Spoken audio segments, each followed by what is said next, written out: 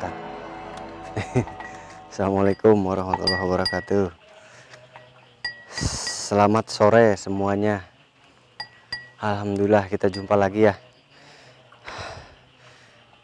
Jumpa lagi sore ini, tapi kita sore ini nggak ada yang kerasukan nih. Soalnya udah pada pulang kerjanya. Udah pada pulang, inilah. Udah seperti ini sekarang. Perkembangannya besok tinggal dicor. Tuh jadi udah kayak seperti ini, segini-gininya baru. Insya Allah ya, nanti kita lanjutkan lagi. Amanahnya insya Allah kita jalankan. Ini nanti buat kobong-kobong atau buat kamar-kamarnya. Cukuplah satu kamar 7 orang. Satu kamar 7 orang, 6 orang cukup. Ini buat halamannya nanti kalau ngajinya di luar adem. Itu. Oh, si itu belum kasih makan ya. Burung gagak. Banyak yang selfie sama burung gagak ya. Di depan satu ada tuh. Iya. Di foto Facebook tuh, di grup Facebook banyak yang selfie sama burung gagak. Burung gagak tuh makanannya ini apa? Belalang, kodok. Nih di sawah kan banyak. Tapi kayaknya becek nggak ya? Yuk kita ke pemandangan sekitar Padepokan, biar nanti yang mau mondok di sini, yang mau main ke sini bisa tahu di Padepokan tuh bisa menghilangkan masalah gitu. Maksudnya menghilangkan masalah dari pikiran gitu. Bukan masalahnya yang hilang, tapi dari pikiran kita menghilang seketika, ting gitu. Itu karena apa? Karena pemandangannya enak sih. Kita kalau dari atas lebih enak lagi kalau dari atas sana. Tapi nggak ada tangganya. Ya udah nanti kita ke sana ya.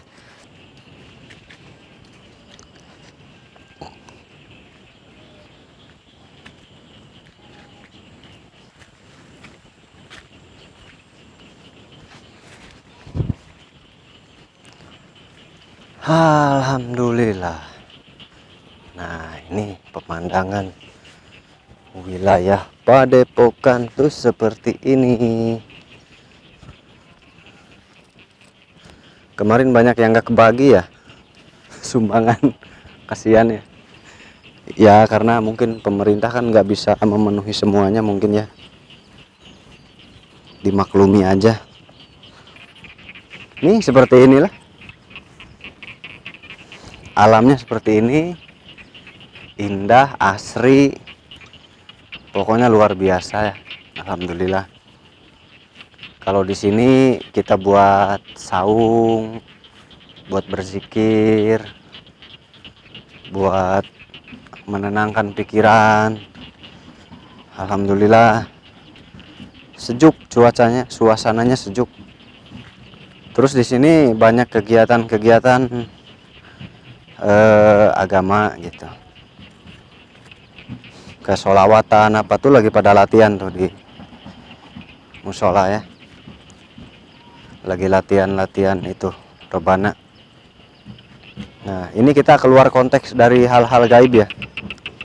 Kita ngobrolnya sedikit keluar konteks dari hal-hal gaib karena banyak yang bertanya juga. Banyak saudara-saudara kita, ustadz-ustadz yang ingin terjun ke dunia ceramah ya. Sebetulnya tipsnya sih kalau apa disederhanakan sih sederhana ya. Kalau dirumitkan juga rumit. Disederhanakan sederhana, dirumitkan rumit. Tapi kalau menurut penelitian saya, ceramah itu bisa untuk semua orang. Insya Allah bisa. Tinggal ada kemauan aja. Tinggal ada kemauan dan keinginan untuk menekuninya. Kenapa? Karena butuh keinginan. Butuh untuk ditekuni ya. Jadi harus ditekuni, harus betul-betul di apa namanya? Dihafal baik-baik. Jadi caranya gini. Kita cukup tenang dalam menghadapi masyarakat banyak, kita tenang. Karena masyarakat itu penonton ya. Penonton itu kan banyak di depan kita ya. Jadi saat kita ada di atas panggung, ini yang jadi bumerangnya ya. Saat kita di atas panggung ini akan jadi bumerang yang luar biasa. Kenapa? Karena mau turun gimana, mau dilanjutin, ada yang lupa, ada yang apa, ya kadang-kadang hilang dari pemikirannya. Itu kalau untuk pemula sih ya. Kalau bagi pemula, kalau sudah biasa sih nanti ada semua. Kalau sudah biasa nanti ada semua, bahkan terkadang timbul ide-ide baru. Nanti timbul ide-ide yang baru, ide-ide yang lebih baik. Jadi masukan-masukannya lebih banyak gitu. Jadi lebih cepat ketemu gitu. Terkadang kalau ada pertanyaan tuh bisa cepat keambil. Tapi semua penceramah, kalau untuk pemula semuanya wajar. Semuanya wajar akan mengalami demam panggung, itu wajar sekali. Mau mau mengeluarkan hadisnya agak lupa, takut salah, grogi, itu sangat wajar karena semuanya juga mengalami ya kalau pemula seperti itu. Nah, intinya tipsnya Anda harus sering berbicara di depan orang banyak, harus dibiasakan berbicara di depan orang banyak. Kalau sudah terbiasa berbicara di depan orang banyak, bicara biasa aja dulu. Nanti ditambah hadisnya, ditambah apa yang mau disampaikan. Nah, dan tips rumusannya, yang mau disampaikan itu sebelum kita naik ke panggung, itu harus betul-betul kita sudah meresap di pikiran dan di hati kita ya. Sudah meresap hadisnya apa. Nah, tips kalau yang mau pakai tulisan tekstual ya, ada yang sudah di teks, sudah dibikin teks, sudah dibikin paragraf sendiri, nanti menghafal, cuma nanti monoton, nanti ceramahnya ini aja yang sudah dihafal. Nah, ini biasanya banyak juga yang dengan memakai teknik seperti itu ya. Jadi sudah ada ininya syairnya, kita tinggal baca, nanti dihafal, setelah dihafal nanti disampaikan. Nah, tapi terkadang kita juga harus improvisasi itu harus menyesuaikan lingkungan atau harus menyesuaikan keadaan. Karena tidak jarang ketika sedang ceramah itu ada juga yang bertanya ya. Nah, kalau ini rumusannya harus betul-betul punya kelebihan pemikiran, daya hafal. Kalau saya daya hafalnya lemot.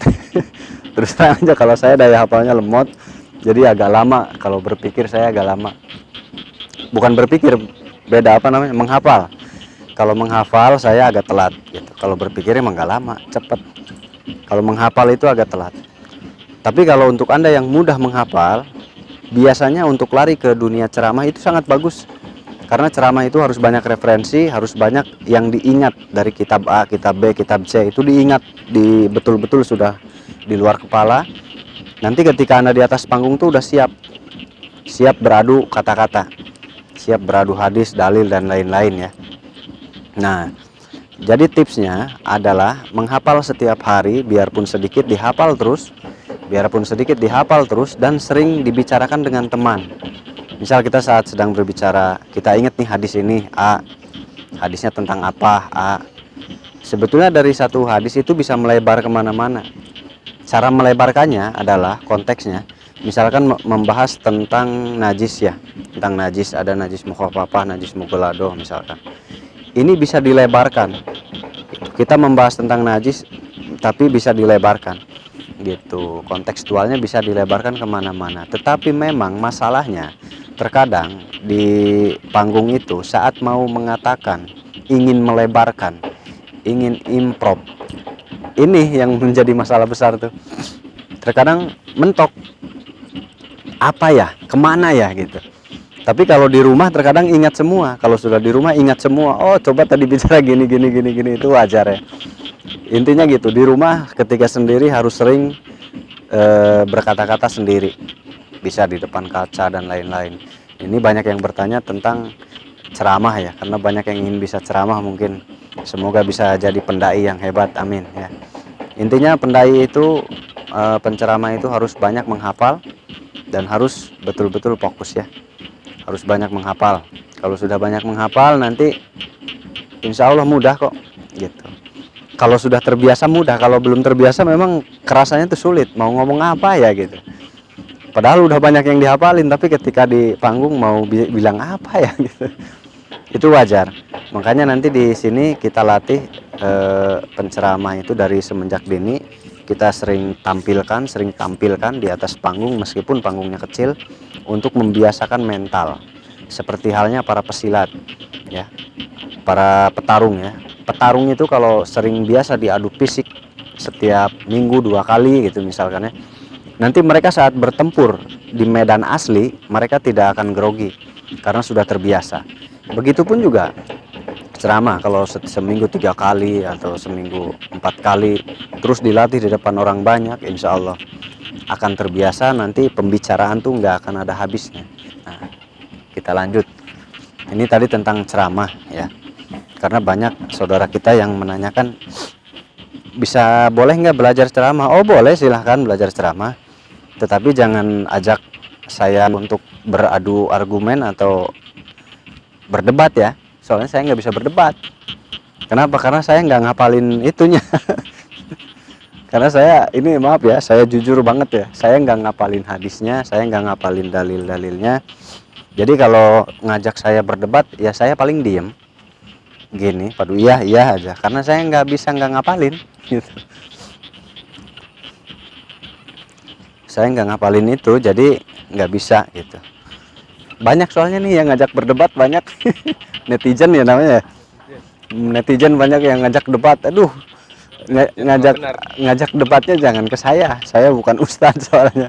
Jadi saya nggak ngapalin kitab-kitab hadis, jadinya ya nggak bisa jawab gitu. Ya maklumlah, masih belajar jauh, masih sangat jauh pelajaran saya, belum bisa menjalankan. Hidup saya aja masih begini, berantakan. Berantakan gimana? Ya akhlak saya belum benar, adab saya belum bisa, akhlak aja masih jauh. Aduh, belum bisa ngatur diri saya. Terkadang mau bicara sama orang juga takut. Takut apa? Takut dibalikin tuh. Takut dibalikin, nanti malah kita yang malu sendiri gitu. Itu kalau saya gitu. Jadi suka ada malu-malu gitu. Makanya kebanyakan diam ah. Karena saya juga mengarungi kehidupan ini mungkin masih panjang. Takutnya suatu saat saya tergelincir, nanti saya malah dijadikan bahan lelucon. Gitu. Semoga saja nanti kita bisa membangun juga di sebelah sini. Kalau di sana nanti untuk pondok, untuk pesantren, untuk belajar Quran, hadis, untuk belajar kitab, alat ya, belajar ceramah juga. Intinya untuk kegiatan pondok pesantren nanti di sana. Dan padepokan nanti mungkin, kalau saya rasanya padepokan tuh ingin di hutan sini, di sekitar sini. Supaya apa? Supaya hening gitu. Karena perbedaannya padepokan itu banyak berzikir, nanti dalamnya isinya tuh banyak berzikir dan butuh keheningan yang luar biasa gitu. Kalau pesantren terlalu hening, biasanya anak-anaknya tuh juga pada nggak betah. Pengalaman saya pengalaman saya sendiri, kalau pesantren tuh tempatnya hening banget, suka nggak betah kadang gitu. Nanti belajar hadroh juga, sholawatan gitu. Nanti kan belajar megang genjring, megang rebana, nanti diajari. Intinya bentuknya ada, nanti bisa dihafal. Kalau yang ada bentuk, insya Allah mudah dihafal, asal gigih dan giat. Yang sulit dipelajari itu yang nggak ada bentuknya. Apa? Perasaan dan pemikiran biasanya emang agak sulit dipelajari ya.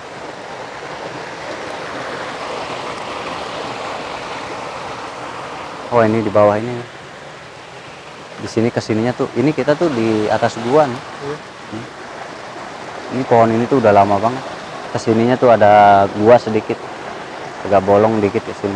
Nah orang yang duduk tuh di situ biasanya. Itu ada kayak muara ya? Iya, muara gini kecil. Itu dalam lumayan biar kecil. Ini di bawah sini tuh ada lengkungan dikit. Ada apa? Kayak gua lah tapi nggak dalam. Kayak gua tapi nggak dalam gitu. Tahu pohon apa ini ya? Udah lama banget ini pohon. Udah tua sekali. Tuanya sekali 2 kali. Bahkan bisa lebih berkali-kali tuanya. Nih, ini namanya buluh perindu. Nih, yang disebut buluh perindu tuh seperti ini nih. Ketemu ya? Wah. Ini buat pelet. Buat pelet pengasihan. Buluh perindu ini bisa buat pelet pengasihan. Nah, tuh ya. Tuh. Kalau sudah tua ini agak kering nih. Media buat pelet pengasihan. Dan ada buluh perindu asli, buluh perindu palsu yang gimana. Nah, jadi kita bahas pelet nih ya, buluh perindu nih. Tadi bahas ceramah, tips ceramah, sekarang bahas pelet nih, buluh perindu. Buluh perindu. Ada yang asli, ada yang tidak. Katanya seperti itu ya. Yang asli seperti apa sih buluh perindu? Ya, kalau saya teliti semuanya asli. Ini buluh perindu. Nih pohonnya begini. Ini banyak yang jual ya. Banyak yang jual buluh perindu ini. Nah, kenapa disebut asli disebut enggak? Karena berbeda pemahaman. Ada yang berbeda pemahaman sehingga menjatuhkan yang lain. Yang lain dijatuhkan, yang satu ditinggikan. Nah, itulah makanya nggak boleh menjatuhkan orang lain. Kalau penelitian saya semuanya bagus. Buluh perindu itu sepengetahuan saya ada yang dari bambu ya, dan ada yang dari rumput, dan semuanya berasal dari alam. Semuanya berasal dari alam.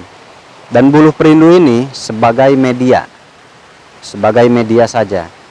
Baik yang dari rumput, ini buluh perindu dari rumput, ataupun yang dari bambu, itu tercipta dari alam dan punya energi sendiri-sendiri.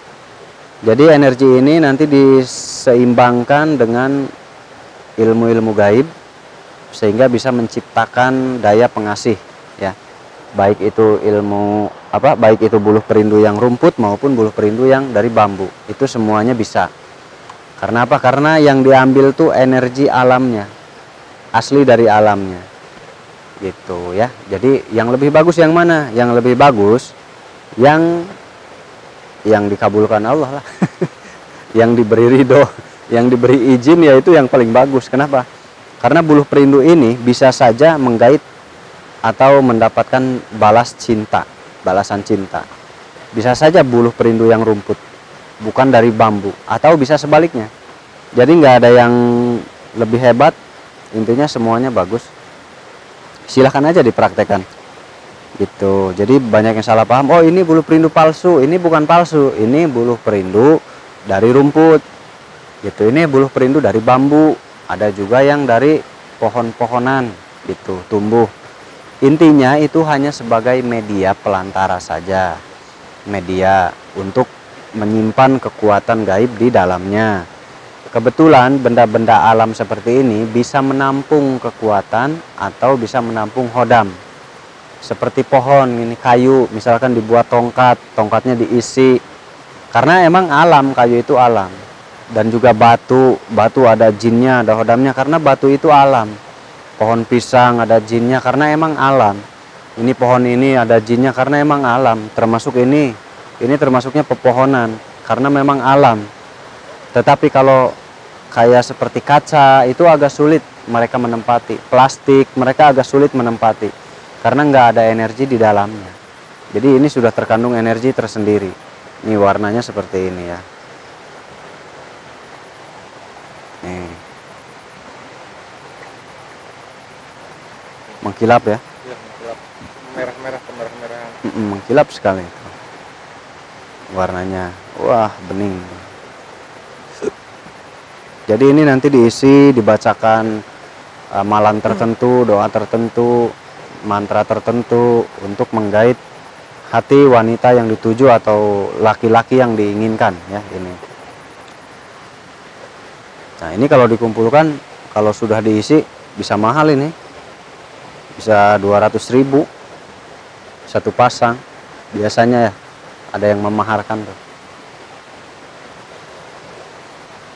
Kalau saran saya sih belajar sendiri gitu, belajar mengisi sendiri. Ini buluh perindu nih. Jadi pohonnya kayak gini nih bentuknya. Banyak tempat tanda ya. Nih, kenapa? Karena sepertinya jadi dia tuh menggelitik hati kayaknya menggelitik hati. Karena kalau dilihat tuh nih, geli nggak? Kalau dilihat geli ya.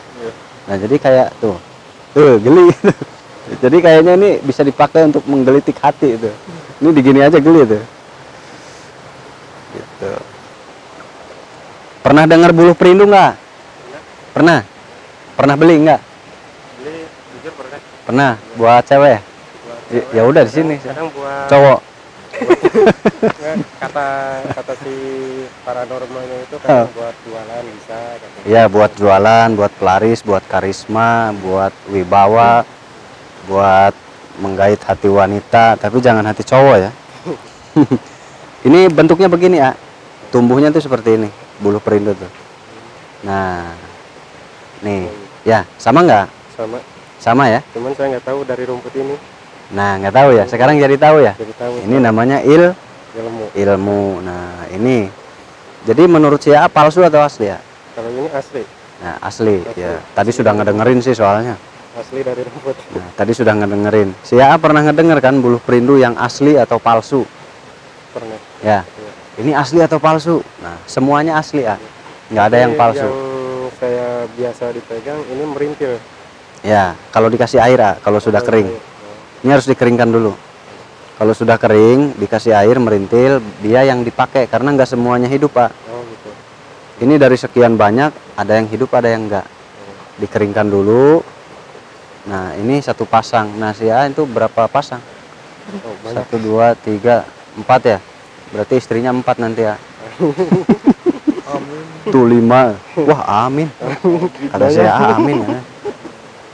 Kata saya amin, doyan katanya. Doyan apa? Main doyan aja nih. Sok nyandung kalau dah. Tenan naon nak? Ari kaparaban tenan naon. Nu penting kaparaban. Mungkin ke ini ya. Banyak tuh. Banyak banget nih. Ah, kameramen kasih 2. Kasihan. Ini Nih. kameramen nih. Bantu aja. Bisi rek nyandung ya hiji deui. Nah, jadi buluh perindu itu nggak ada yang palsu, ah. Ada yang dari bambu, ada yang dari pepohonan, aduh. Ada juga yang dari rumput seperti ini. Jadi semuanya asli. Gitu. Jadi nggak ada yang palsu. Istilah palsu itu menjatuhkan yang lain.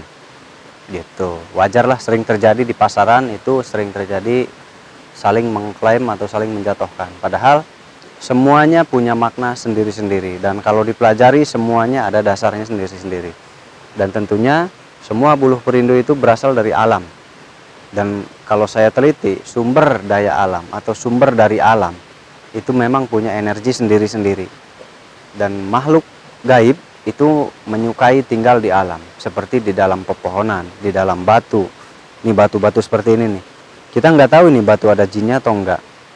Nah, bisa saja batu ini dihuni oleh puluhan jin. Bahkan bisa jadi ini ratusan jin bisa jadi di dalam batu sebesar ini, bisa jadi ribuan juga. Nah, seperti itu, termasuk di dalam buluh perindu ini. Kalau diisi biasanya untuk diritualkan dulu ya. Nah, seperti itu buluh perindu ya. Silahkan Anda cari, lalu Isi sendiri. kerja sendiri aja. Ya udah, kita ke Padepokan lagi aja yuk. Tuh lihat gunungnya, indah luar biasa, menawan, menarik hati ya Allah. Enak ya Padepokan di sini berzikir. Tuh Gunung Ciremai, wah resep di dia mah zikir, wiridan, adem di hati, pokoknya nama adem. Pelan-pelan bang, jangan keras-keras, nanti jatuh si abangnya. Pelan-pelan aja. Dah dari situ juga bang. Nah ini bang, wah ini ada bang. Banyak bang. Ternyata banyak di sini. Masih ada bang. Ini harus segera diamankan, mubazir ini bahaya ini. Bahaya nih kalau nggak diamanin. Tuh, ini namanya supa. Tuh lihat. Waktu saya pesantren dulu tuh kalau nggak punya uang, larinya ke sawah. Ini tinggal pakai garam mecin. Mantap. Tuh ya. Sufaha'u. Nyari lagi bang. Ini bang gede-gede banget bang. Aturan lapar jadi enggak bang. Jadi menambah ya.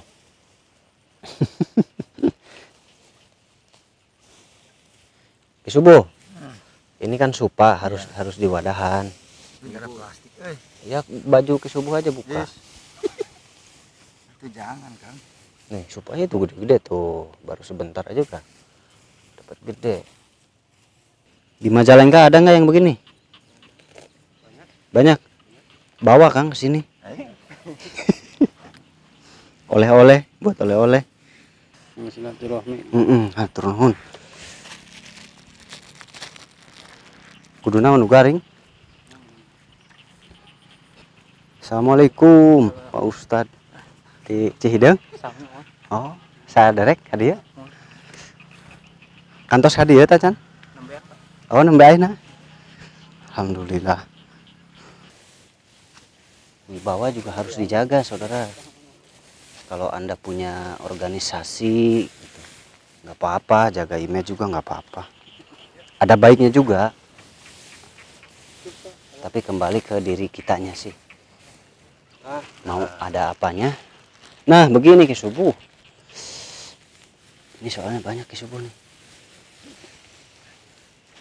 Habis deh. Akhirnya kita ngalah supa. Aduh, alhamdulillah. Bawa Ki Subuh. Jangan mau minta ke makhluk-makhluk itu. Nanti disesatkan. Perlahan-lahan disesatkan oleh mereka. Pelan-pelan kameramen.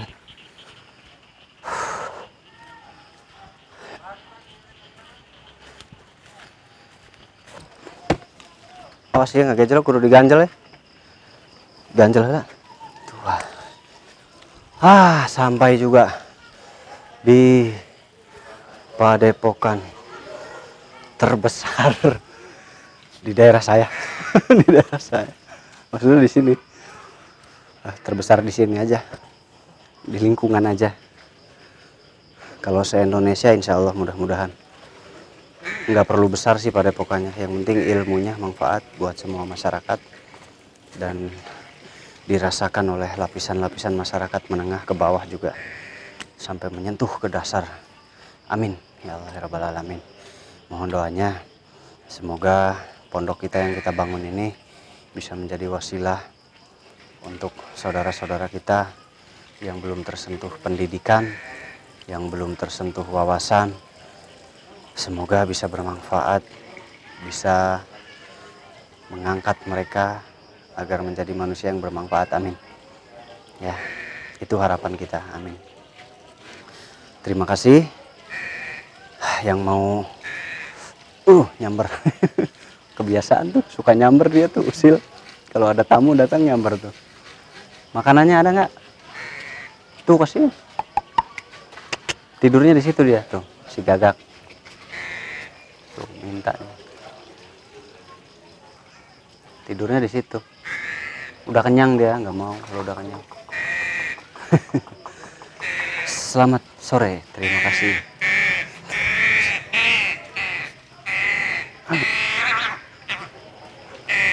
Kasih apa Ki Subuh?